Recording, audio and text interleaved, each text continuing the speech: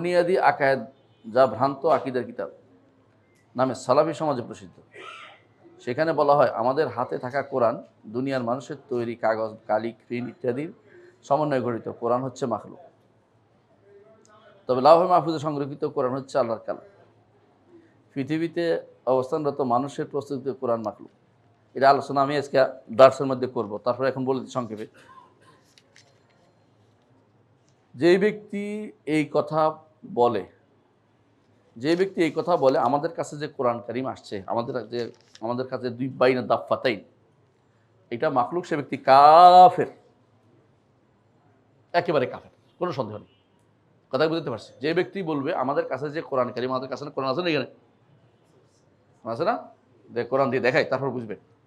যে ব্যক্তি বলবে এইটার ভিতরে যে আল্লাহর বাণী আছে, কি আছে, আলিফ লাম মিম, মানে শুরু হয়েছে বিসমিল্লাহ দিয়া, শেষ হয়েছে নাস দিয়া, তাই তো, এইটার ভিতরে এটা পুরোটা আছে। এটাকে যে ব্যক্তি মাখলুক বলবে সে ব্যক্তি কাফের। আর যে ব্যক্তি কাগজের কালিরে মাখলুক বলবে সে ব্যক্তি ঠিক আছে। কাগজ কালাম যেটা দিয়ে লেখা হয়েছে, যেটাতে লেখা হয়েছে, যেই হাত দিয়ে লেখছে, এইটা মাখলুক। কিন্তু যেটা লেখছে, যে জিনিসটা লিখছে, এটা হলো কি, এইটা হলো আল্লাহর বাণী, আল্লাহর সিফাত। এইটাকে যদি কোনো কেউ মাখলুক বলে, সৃষ্ট বলে, সে ব্যক্তি কাফের, সে যত বড় পণ্ডিতই দেখাক না কেন। কথা বুঝছেন?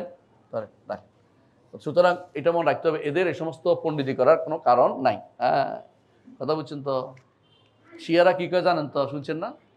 শিয়ারা কয় বাইতুল মাকদেস হচ্ছে চতুর্থ আসমান। এই জন্য তারা বলে যে যেটা এখন ইয়াতে আছে, কি বলে, ফিলিস্তিন বলবি, এটা ফিলিস্তিনে যেটা আছে, ফিলিস্তিনে যেটা আছে ওইটা হলো, এটা হলো ময়লার বাগান। এই বলতে শিয়ারা বলে, এটা প্রত্যেক শিয়া এটার কথা। এটা তাদের নিকট বাইতুল মাকদেস চতুর্থ আসমানে। বুঝছেন তো কত বড় বিভ্রান্ত? আপনি বুঝছেন? এখন যদি কেউ বলে যে বাইতুল মাকদেস তো চতুর্থ আসমানে, তাহলে আপনি কি বলবেন যে ঠিক ঠিক বলছে? ঠিক বলে নাই। কারণ আমাদের কাছে বাইতুল মাকদেস হলো কোনটা, যেটা ফিলিস্তিনে আছে, কথা বুঝছেন তো? তো সুতরাং এই বেটা যদি কোনো বলে যে আল্লাহর কাছে লহে মাহফুজের কোরআন, এটা তো অস্বীকার করছি না আমরা। আমাদের কাছে কি আছে ওইটা না কথা, মানে ঝগড়ার বাইরের জায়গাতে গেছে। যেই জায়গাতে আমাদের সাথে মুতাজিলাদের কথা হয়েছে, ওই জায়গাতে ছিল এইটা। এরা কি করছে, দূরে অন্য জায়গায় চলে গেছে, আলোচনার বাইরে।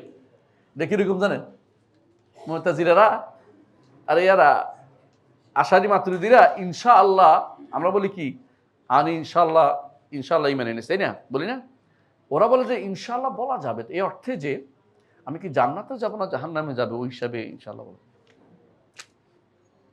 বুয়া হতে পারে মুআফাত, মানে আমার মৃত্যু কিভাবে হবে এইটার উপরে ইনশাআল্লাহ জানি না। তো আমরা বলি ওইটা না, আমাদের দেখা হচ্ছে আমাদের আমলটা কবুল হয়েছে কি হয়েছে না, আমাদের আমলটা কি আল্লাহ তাআলা এটা কি সুন্নাহ হয়েছে কিনা, যথাযথ হয়েছে কিনা, সব কাজ করতে পারছে কিনা, এটা হলো ওইটার উপর তারা মনে করে না ইমানের উপর ইনশাআল্লাহ বলা যায়। বুঝছেন তো? মানে ওরা এমন এক জায়গায় নিয়ে গেছে যে জায়গায় আমাদের লাইসে মওকার নেজা জায়গায় না, মানে মতভেদের জায়গা না। এটা হচ্ছে এক ধরনের আপনাকে দূর দূরান্তে নিক্ষেপ করা। এগুলি যারা বলে এর বিভ্রান্ত। কিন্তু কাদিয়ানীরা কাফের। কথা বুঝছেন তো? কাদিয়ানী কেন কাফের? কারণ এমন এক জায়গায় গেছে, জায়গাটা কি, ইমানিয়াতের সাথে সম্পর্ক। রাসূলুল্লাহ সাল্লাল্লাহু আলাইহি ওয়াসাল্লাম হচ্ছে শেষ নবী, এরপরে কোনো নবীও আসবে না, রাসূলও আসবে না। তো জিল্লি নবী, বুরজি নবী, এই সমস্ত কথা বলেন, রাসূল এই সমস্ত বলার সুযোগ নেই। জিল্লি নবী, একটা বুজুর্গি নবী, কত সালাকি বানাচ্ছে, এগুলো শয়তানদের আবিষ্কার। বুঝলেন না? শয়তানরা বসে বসে শব্দ আবিষ্কার করে।